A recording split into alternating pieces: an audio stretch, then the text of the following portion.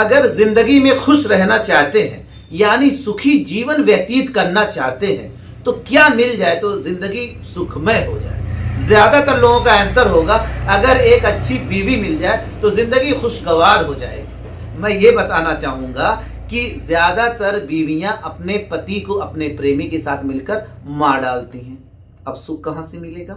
और कभी कभी तो प्रेम के लिए ही पति को मार डालती हैं और कभी कभी पैसे के लिए मार डालती हैं। और आपको बता दूं, दुनिया के 100 आदमियों में से 5 आदमी भी अपनी बीवी की वजह से खुश नहीं है। तो यानी कि बीवी के यहां सुख नहीं है तो फिर सुख है कहां? बीवी के यहां सुख है, लेकिन याद रखिएगा जहां सुख है वहीं पे दुख है और वहीं पर अट्रैक्शन भी है। आप ये सोचिए कि कहीं एक जगह से मुझे सिर्फ तो सिर्फ सुख मिलेगा, ऐसा नहीं है।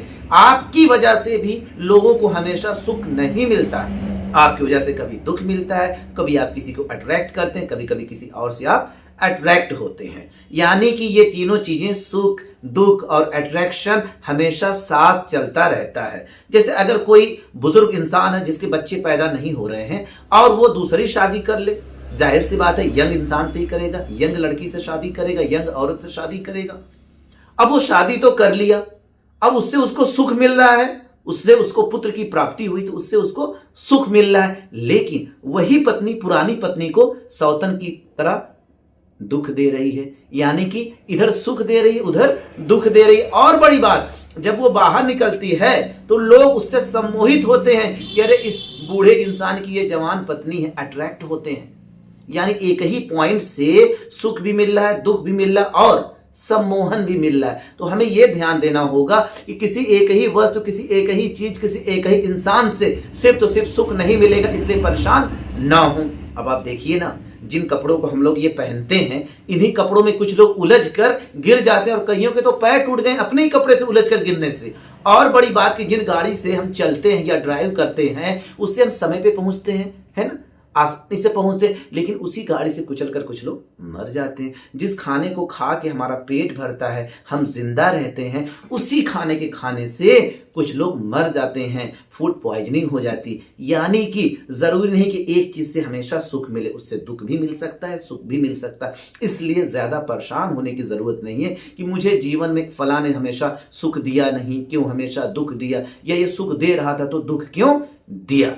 आप देखिए ना, कुछ बच्चे माँ बाप के प्रति बहुत वफादार होते हैं, उनका कहना खूब मानते, लेकिन शादी होने के बाद चीजें बदल जाती हैं।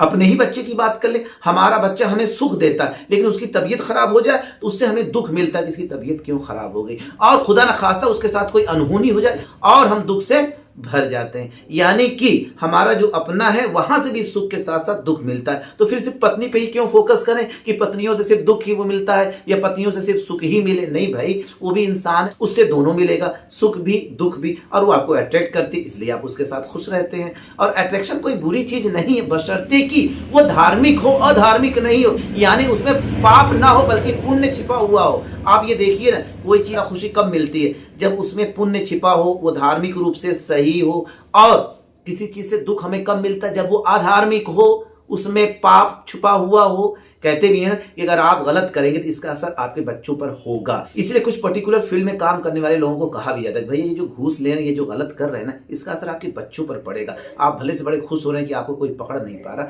लेकिन इसका फल भुगतेगा आपका बच्चा, क्योंकि ये पाप की कमाई है, इसका कहीं ना कहीं भुगतान करना पड़ेगा। तो ये ध्यान रहे कि हमें हमेशा एक ही पॉइंट से सिर्फ तो सिर्फ सुख नहीं मिलेगा, सुख दुख मिलेगा, सम्मोहन भी साथ में चलता रहेगा। तो इसलिए कभी ये ना सोचे कि हमारी पत्नी हमें सिर्फ सुख ही क्यों नहीं देती है, क्यों दुख भी देती है। सुख दुख सब बराबर चलता है, it's ups and down of life.